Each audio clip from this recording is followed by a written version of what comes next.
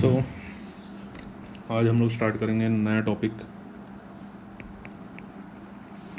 Polynomials. तो पहले मैं पॉलिनोमियल को डिफाइन कर देता हूँ। क्या होता है पॉलिनोमियल का डेफिनेशन? एन अलजेब्रिक एक्सप्रेशन, कोई ऐसा algebraic expression in which power of variable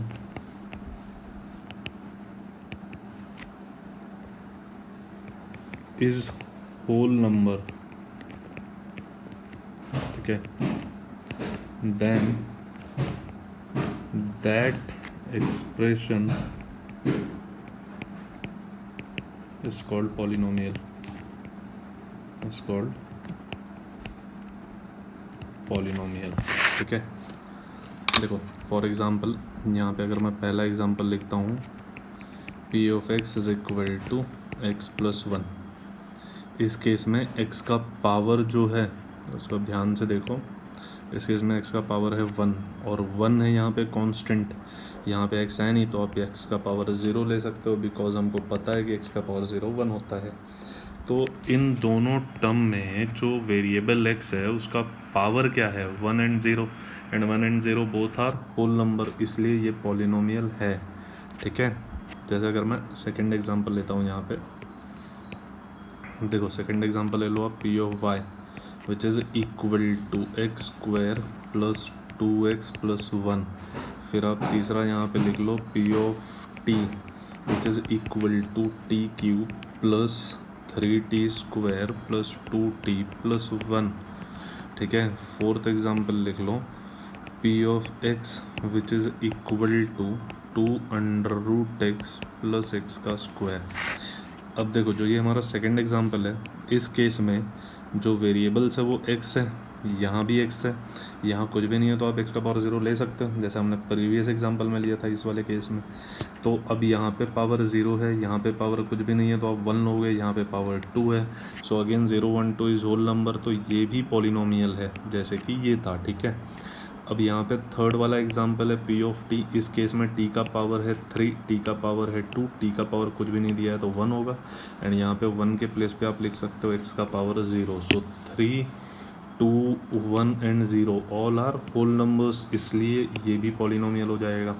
लेकिन जो फोर्थ वाला एग्जाम्पल है इसमें एक under root x is written as x का power 1/2। Now 1/2 is not a whole number.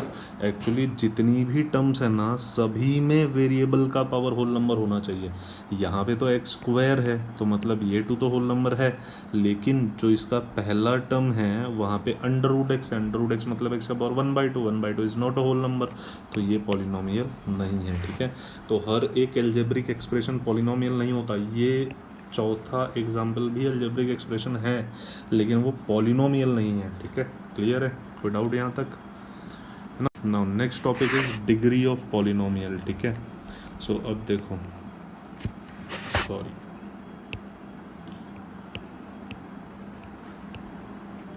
अभी देखो यहाँ पर डिग्री ऑफ पॉलिनोमियल को हम पहले डिफाइन कर देते हैं।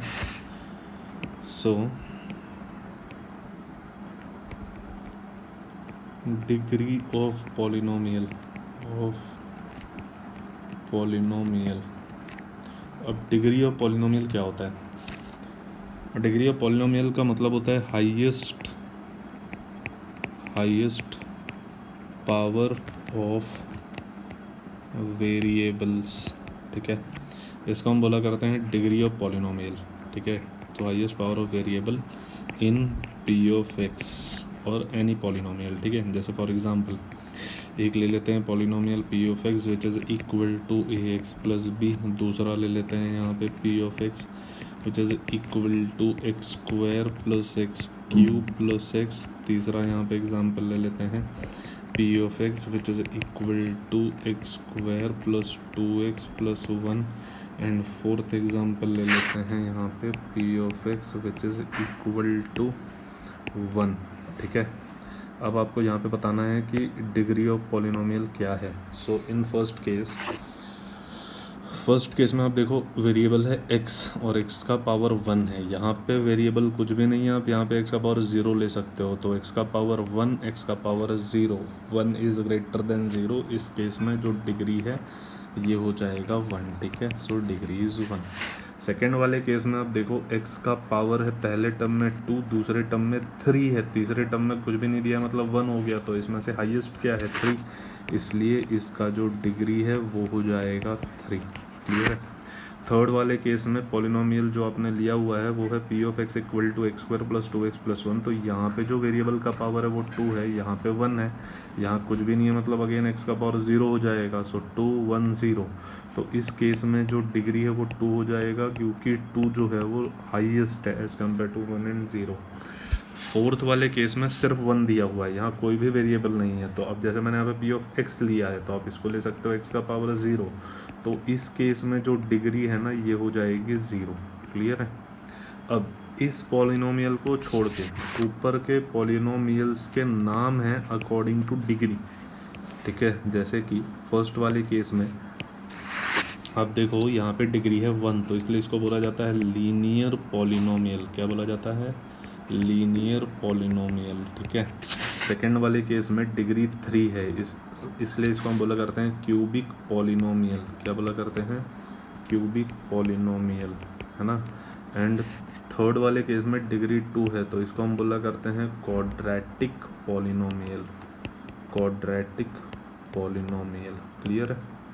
देखो एक और क्लासिफिकेशन होता है पॉलिनोमियल का according to number of terms, like कि एक टर्म है तो मोनोमियल, 2 टर्म है तो बाइनोमियल, 3 टर्म है तो ट्राइनोमियल, लेकिन हम यहाँ पे क्लासिफिकेशन कर रहे हैं अकॉर्डिंग टू डिग्री, ठीक है। सो डिग्री के अकॉर्डिंग क्लासिफिकेशन होता है लीनियर, क्यूबिक, क्वाड्रेटिक, है ना। देखो हमको इस पूरे चैप्टर में पढ़ना क्या क्या है, तो जो टॉपिक्स है यहाँ, ये कुछ बेसिक था, ठीक है, जो आपने पहले भी पढ़ा हुआ है बचपन में। यहाँ पे जो टॉपिक्स है उसका जो फर्स्ट वाला है टॉपिक जो आपको पढ़ना है वो है ग्राफिकल रिप्रेजेंटेशन। ग्राफिकल रिप्रेजेंटेशन, ठीक है, of polynomial P of x, ठीक है। सेकंड आपको पढ़ना है क्वाड्रेटिक पॉलिनोमियल। क्वाड्रेटिक पॉलिनोमियल, ठीक है।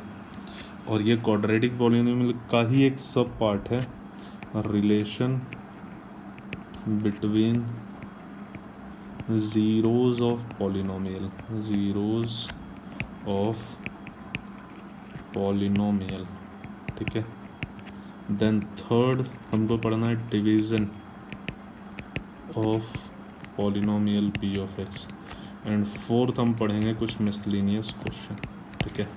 सो देखो हम लोग पहले स्टार्ट सेकेंड टॉपिक से करेंगे, ठीक है, then third topic, then miscellaneous and after that first topic. तो ये जो फर्स्ट टॉपिक है हम इसको एकदम लास्ट लेक्चर में डिस्कस करेंगे। एक्चुअली फर्स्ट टॉपिक में से या तो आपको 1 मार्क्स का क्वेश्चन आता है, या बहुत ही ज़्यादा हुआ मैक्स टू मैक्स तो 2 मार्क्स का, वैसे 2 मार्क्स का भी नहीं चाहता, ठीक है। सो 1 मार्क्स का ही क्वेश्चन आता है। इसमें सबसे ज़्यादा इम्पॉर्टेंट है ये वाले 2 टॉपिक, ठीक है, quadratic polynomial and next is division of polynomial. Quadratic polynomial जो होता है ये थोड़ा ईजी है, ठीक है। अब क्वाड्रेटिक पॉलिनोमियल इजी इसलिए बोल रहा हूँ क्योंकि क्वाड्रेटिक इक्वेशन आप ऑलरेडी पढ़ चुके हो, ठीक है, तो ये थोड़ा सा आपको इजी जाएगा quadratic polynomial as compare to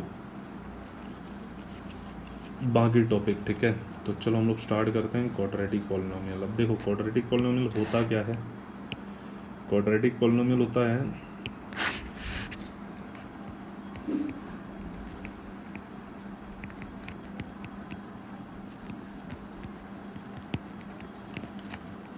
देखो पॉलिनोमियल पी ऑफ एक्स जो इस टाइप का है, a x square plus b x plus c where a is not equal to 0। अब a is not equal to 0 हो गया तो इसमें जो डिग्री है ये हो जाएगी 2।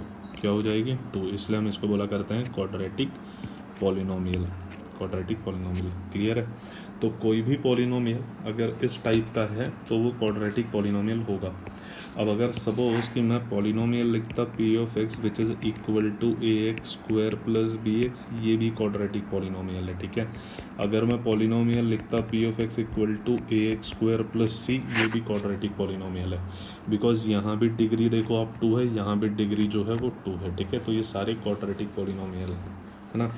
अब क्वाड्रेटिक पॉलिनोमियल में जो वैल्यू ऑफ एक्स होता है, ठीक है, value of x for which p of x is 0। ठीक है? एक्चुअली यहाँ पे वैल्यू नहीं है, वैल्यूज़ आनी चाहिए, क्योंकि देखो according two degree number of values होती है। जैसे अगर यहाँ पे डिग्री 2 है तो 2 वैल्यू मिनिमम होगी, अगर डिग्री 3 होती तो 3 वैल्यू होती थी इस पॉलिनोमियल की। ठीक है? जिसके लिए p ऑफ x क्या होता था 0। ठीक है? तो उन वैल्यूज़ ऑफ x को बोला जाता है, the values of x for which p of x is 0 are called zeros of the polynomial। इन्हीं को हम zeros of polynomials बोला करते हैं। ठीक है? अब ये जो zeros of polynomial है उनको हम रिप्रेजेंट करते हैं x equal to alpha and x equal to beta से। इन क्वाड्रेटिक पॉलिनोमियल x की 2 वैल्यूज़ होगी जिसके लिए p ऑफ x 0 होगा, उसमें से एक वैल्यू को हम अल्फ़ा ले लेते हैं, एक वैल्यू को हम बीटा ले लेते हैं। ठीक है? अल्फ़ा एंड बीटा, इसको हम बोलेंगे ज़ीरोज़ ऑफ द पॉलिनोमियल।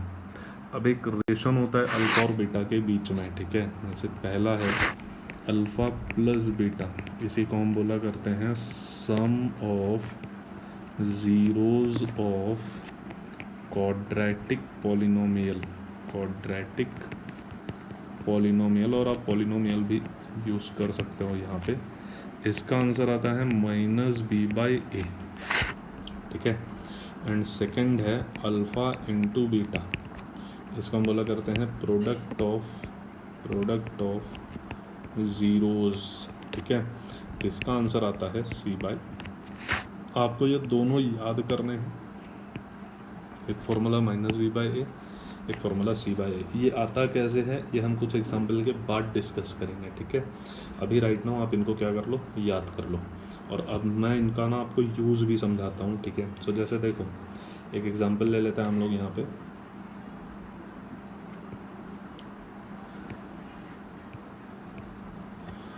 क्या है एग्जाम्पल? फर्स्ट क्वेश्चन क्या दिया हुआ है कि p ऑफ u एक पॉलिनोमियल है विथ वेरिएबल u, ये है u square plus 2u। Now अगर मुझको ज़ीरोज़ फाइंड आउट करना है यहाँ पे, तो ज़ीरोज़ फाइंड आउट करेंगे हम बाय स्प्लिटिंग मिडल टर्म।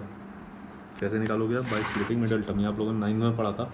उसी स्प्लिटिंग मिडल टर्म का नाम क्वाड्रेटिक इक्वेशन में है फैक्टराइजेशन। ठीक है? तो आप क्या किया करते थे फैक्टराइज करने के लिए?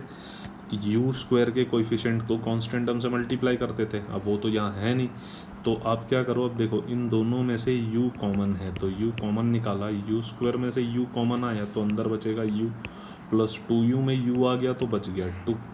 अब मैं बोल रहा हूँ कि p ऑफ u जो है ये 0 है। ये 0 तभी होगा जब या तो u 0 होगा या फिर u plus 2 is equal to 0 होगा, यानी u इज इक्वल टू -2 हो जाएगा। तो एक जो रूट है, सॉरी ज़ीरोज़ है पॉलिनोमियल का, वो है 0, u इक्वल टू 0, और एक है u इक्वल्स टू -2। क्लियर है? जैसे देखो यहाँ पे और एग्जाम्पल डिस्कस करते हैं हम लोग। क्वेश्चन में क्या बोला है,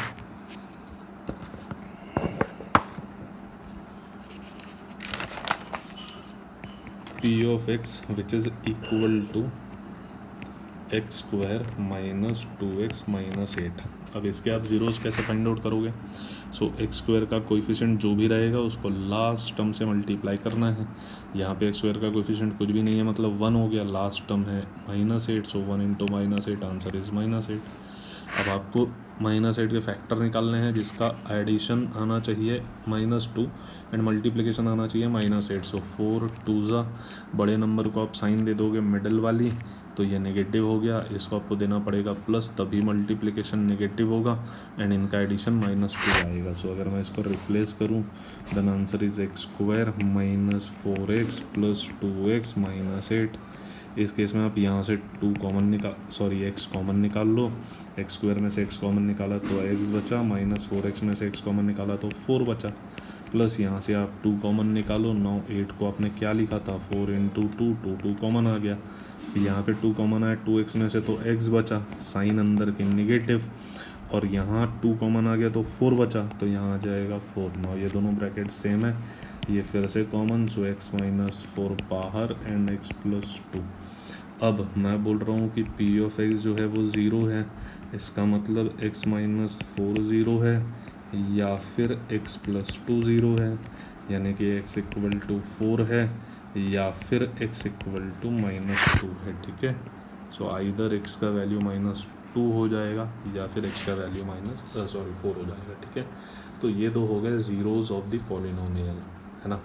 अब ये जो अल्फ़ा और बीटा का हमने रिलेशन डिराइव किया था, आप उसको वेरीफाई भी कर सकते हो। जैसे देखो, इस में से किसी भी एक को आप ले लो अल्फ़ा, जैसे अल्फ़ा ले लिया मैंने 4, तो फिर दूसरा वाला हो जाएगा बीटा, बीटा हो गया -2।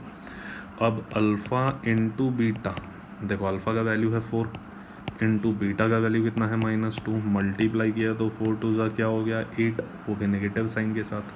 अब अगर मैं अल्फ़ा प्लस बीटा करता तो अल्फ़ा का वैल्यू कितना है 4, बीटा का वैल्यू कितना है -2, so plus of -2 which is equal to 2।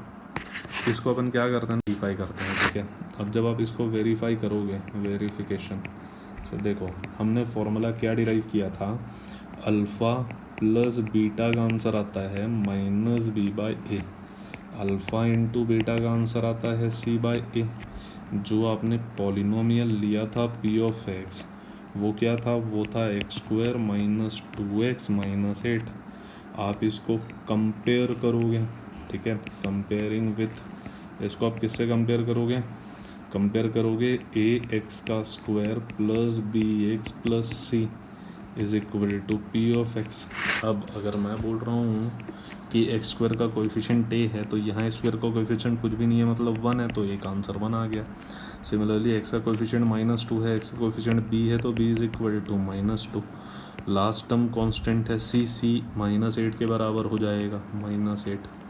ठीक है, अब ऊपर में अल्फ़ा प्लस बीटा का फॉर्मूला लिखा हुआ है यहाँ पे, सो अल्फ़ा प्लस बीटा का आंसर है -b/a which is equal to minus of -2/1 which is equal to 2।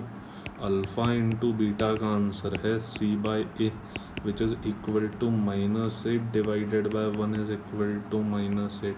और यही सेम वैल्यूज़ आ रही थी इसके पहले जो हमने अल्फ़ा और बीटा को मल्टीप्लाई किया था। इसका मतलब ये वेरीफाई हो गया।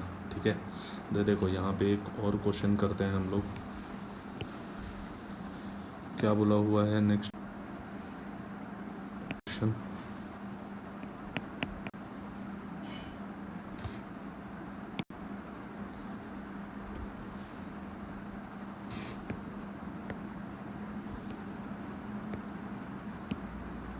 देखो यहाँ पे अभी नेक्स्ट क्वेश्चन बोला उन्होंने, p of x which is equal to 6x² minus 3 minus 7x। ठीक है, क्वेश्चन में आपको ज़ीरोज़ फाइंड करना है एंड ज़ीरोज़ जो आपने निकाला है उसको वेरीफाई भी करना है बाय यूजिंग फार्मूला। तो पहले तो आप इसको स्टैंडर्ड फॉर्म में अरेंज कर लो, मतलब कि -3 को बाद में लिखो, -7x को पहले लिखो, सो 6x² माइनस 7x माइनस 3। अब इसको आप कंपेयर कर लो, पहले ही कंपेयर करके रख लो। ठीक है, ज़ीरोज़ फाइंड करने के पहले comparing with standard form of quadratic polynomial से अगर मैं इसको कंपेयर करता तो standard form of quadratic polynomial होता है p of x which is equal to ax² plus bx plus c। ठीक है, तो अगर मैं कंपेयर करूँगा तो यहाँ पे देखो a का वैल्यू क्या आएगा, सो a इज़ इक्वल टू 6 हो जाएगा, x² का कोएफिशिएंट a है, x² का कोएफिशिएंट 6 है, तो a equal to 6, b is equal to, यहाँ पे देखो x का कोएफिशिएंट है -7, यहाँ पे x का कोएफिशिएंट है b, तो b equal to -7 and c is equal to -3। Clear है। अब जो पॉलिनोमियल दिया हुआ था p ऑफ x, उसको हम फैक्टराइज करते हैं, मतलब actually by splitting middle term solve करते हैं, which is also called as factorisation in quadratic equation. ठीक है, तो पॉलिनोमियल क्या दिया हुआ है, 6x का स्क्वायर माइनस 7x माइनस 3। आपको याद होगा हम स्प्लिटिंग मिडिल टर्म कैसे करते हैं, एक्स स्क्वायर का जो कोएफिशिएंट है उसको लास्ट टर्म से मल्टीप्लाई करते हैं। सो 6 3 18, वो भी नेगेटिव क्योंकि इसका साइन नेगेटिव है ना। अब इसमें फैक्टर्स निकालने हैं, एडिशन या सब्सट्रैक्शन 7 आना चाहिए। तो 9 2 9 का साइन हो जाएगा नेगेटिव क्योंकि x यहाँ पे जो है उसका साइन नेगेटिव है, x का कोएफिशिएंट, तो वो साइन आपको बड़े नंबर को देना होता है। इसको आपको देना पड़ेगा पॉजिटिव, तभी इन दोनों का मल्टीप्लिकेशन आएगा नेगेटिव और इनका आंसर आ जाएगा एडिशन -7। सो देखो फैक्टर्स तो मिल गए, रिप्लेस करेंगे 6x² minus 9x plus 2x minus 3। अब देखो यहाँ पे ध्यान से क्या क्या कॉमन निकलेगा, 6x² माइनस 9 में से 3x आप कॉमन निकाल लो। देखो 3 2 6 होता है तो 2x माइनस 3 3 9 होता है तो 3x आप ऑलरेडी बाहर निकाल चुके हो, प्लस यहाँ से कुछ भी कॉमन नहीं है तो +1 निकालो, और क्योंकि बाहर प्लस साइन है पूरा ब्रैकेट वैसा ही without any change in sign replace हो जाएगा। So 2x minus 3, now 2x minus 3 2x minus 3 is common, so 2x minus 3 आ गया कॉमन, ब्रैकेट में बचा है 3x प्लस 1। ये मिल गए पॉलिनोमियल्स के factor. Now polynomial p of x जो है वो 0 के बराबर अगर हुआ देन 2x माइनस 3 0 के बराबर हो जाएगा, ठीक है, या फिर 3x प्लस 1 0 के बराबर हो जाएगा, यानी कि 2x इक्वल टू 3 हो जाएगा, या फिर 3x इक्वल टू -1 हो जाएगा। ना 2x इक्वल टू दिया हुआ था, 3x इक्वल टू -1 पेयर पहले ही कर लिया स्टार्टिंग में, तो b का वैल्यू है -7, c का जो वैल्यू है वो हमने पहले ही कंपेयर किया है, तो x का वैल्यू क्या आ जाएगा, देन x इक्वल टू हो जाएगा 2x इक्वल टू 3 था, सो 3/2। एंड सेकेंड वाले केस में आप उसी को लिखोगे 3x is equal to -1, so x equal to -1/3। अब किसी भी एक वैल्यू को आप अल्फ़ा ले लो, इसको ले लेते हैं, किसी भी एक वैल्यू को आप बीटा ले लो, ठीक है। अब पहले तो जो अल्फ़ा बीटा का वैल्यू आया है उससे आप अल्फ़ा प्लस बीटा निकालो। क्या आएगा alpha plus beta, alpha is 3/2 plus beta is -1/3 which is equal to 3/2 -1/3। Now 3 2 6, so यहाँ आ गया 6, 3 3 9 माइनस 2 1 2, क्रॉस मल्टीप्लिकेशन किया है 7/6 is the answer. Alpha into beta ये हो जाएगा, अल्फ़ा का वैल्यू 3/2, बीटा का वैल्यू -1/3, 3 से 3 will get cancel, so -1/2 is the answer. अब देखो अल्फ़ा प्लस बीटा का भी आंसर निकल गया, ठीक है, और अल्फ़ा इंटू बीटा का भी आंसर निकला है, एक है 7/6, एक है -1/2। अब हम करेंगे वेरिफिकेशन, ठीक है। सो देखो वेरिफिकेशन कैसे करोगे आप, यहाँ पे वेरिफिकेशन को तो हमको फॉर्मूला यूज़ करके ही करना है, ठीक है। सो देखो अल्फ़ा प्लस बीटा का वैल्यू होता है -b/a, और हमने क्या a का वैल्यू है 6, so answer is -7 divided by 6 which is equal to 7/6। तो ये भी 7/6 है, ऊपर वाला भी 7/6 है, तो वेरीफाई हो गया। देन अल्फ़ा इंटू बीटा का आंसर आता है c/a which is equal to, c का जो वैल्यू है वो है 3 -3 आई थिंक 3 है, सो c का वैल्यू -3 डिवाइडेड बाई का वैल्यू 6, ये इससे कटा 2 सा, सो आंसर इज़ -1/2। सो ये भी वेरीफाई हो गया। क्लियर है कैसे सॉल्व करना है। चलो एक और एग्जांपल लेके देखते हैं। यहाँ पे एक क्वेश्चन दिया हुआ है, p of t which is equal to t² -15, ठीक है। अब आप इसको फैक्टराइज करना चाहते हो। अब ऐसे टाइप के क्वेश्चन को फैक्टराइज किया जाता है by using identity, but first of all इसको हम पहले कंपेयर करेंगे, कंपेयरिंग विथ। अब देखो यहाँ पे वेरिएबल जो है वो t है, तो मैं स्टैंडर्ड क्वाड्रेटिक इक्वेशन का जो फॉर्म लूँगा वो p ऑफ t के टर्म में लूँगा, ठीक है। a² plus b plus c, है ना। इसके पहले मैं क्या लिख रहा था, इसके पहले मैं लिख रहा था ax² plus bx plus c। देखो कुछ भी एक्स्ट्रा नहीं किया है, सिर्फ x की जगह tt ला दिया है, ठीक है। तो इसको तो पहले मैं इरेज कर देता हूँ। हाँ, नाउ इस केस में जो ए का वैल्यू है ये 1 आ जाएगा, टी स्क्वायर का कोएफिशिएंट है, टी स्क्वायर का कोएफिशिएंट 1। बी का वैल्यू 0 हो जाएगा क्योंकि बी तो यहाँ है ही नहीं, ठीक है। एंड सी का वैल्यू -15 होगा, ठीक है। ये ध्यान में रखना, माइनस साइन के साथ लेना है। अब जो पॉलिनोमियल पी ऑफ टी दिया हुआ है इसको पहले हम फैक्टराइज कर लेते हैं, टी स्क्वायर -15। अच्छा, इसी को आप लिख सकते हो टी स्क्वायर -√15 का स्क्वायर, क्योंकि स्क्वायर और रूट कैंसिल हो जाता है। अब यहाँ पे आइडेंटिटी लगेगी ए स्क्वायर माइनस बी स्क्वायर की, आपने बचपन में पढ़ी थी, ए माइनस बी इंटू ए प्लस बी, ठीक है। कुछ ऐसी आइडेंटिटी हुआ करती थी, ठीक है। तो इसी को आप लिख सकते हो p of t which is equal to t -√15 into t plus √15। अब अगर मैं बोलता हूँ कि पी ऑफ टी 0 है देन टी -√15 0 होगा, या फिर टी प्लस √15 0 होगा, यानी कि t is equal to either √15 हो जाएगा और टी इज इक्वल टू -√15 हो जाएगा। तो इसको हम ले लेते हैं अल्फ़ा, इसको हम ले लेते हैं बीटा। देखो अल्फ़ा जो है हमारा ये आ गया +√15 एंड बीटा जो है ये आ गया है -√15। अब अल्फ़ा इंटू बीटा यानी कि √15 इंटू -√15, आंसर आ जाएगा रूट कैंसिल, सो -15 इंटू 15 होता है 225, ठीक है। नहीं सॉरी, रूट कैंसिल हुआ तो ये हो जाएगा 15 ओनली, ठीक है। नाउ नेक्स्ट इज, इसको पहले इरेज ही कर देता हूँ मैं, ठीक है। इसको इट्स ओनली 15, ठीक है। सो ये सिर्फ -15 है। देन अल्फ़ा प्लस बीटा अगर आप करोगे तो ये हो जाएगा √15 प्लस में अल्फ़ा का वैल्यू -√15, दोनों कैंसिल हो जाएंगे और आंसर आ जाएगा 0। अब आपको करना है वेरिफिकेशन। सो वेरिफिकेशन में आप क्या करते थे, फॉर्मूला यूज़ करते थे, अल्फ़ा प्लस बीटा क्या होता है formula, -b/a which is equal to, अब देखो b तो आपका 0 था, सो -0 डिवाइडेड बाई a का वैल्यू 1, 0 कम anything, answer is 0। And alpha plus beta का वैल्यू सेम आ गया।